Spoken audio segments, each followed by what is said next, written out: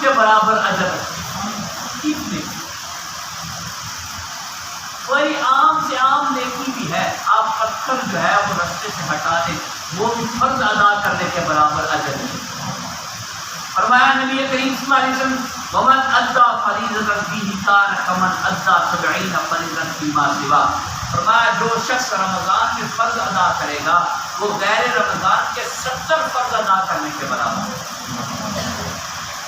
اور عربی کے اندر جو 70 کا عدد استعمال ہوتا ہے، جو یہ کہا جاتا ہے، آپ نے یاد سنی کہ اللہ پاک 70 ماؤں سے زیادہ محبت کرتا ہے. اس سے مراد یہ نہیں ہے کہ جتنی ماں محبت کرتی ہے 70 ماں کی محبت لائیے کہ اللہ کی محبت برابر ہے، نہیں. 70 کے عدد سے مراد ہے کہ اللہ ایمان والے سے بے انتہا محبت کرتے ہیں، جس کو شمار ہے. تو ایک مفہوم کے مطابق محدثین فرماتے ہیں اس کا مطلب یہ ہے کہ اللہ پاک رمضان مبارک کے اندر جب بندہ فرض ادا کرتا ہے تو اس کا اجر اتنا ادا کرتے ہیں کہ اس کو شمار ہی نہیں کیا جاتا. کہ آپ ایک فرض نماز ادا کریں گے تو اس کا حساب بے حساب ادا کریں.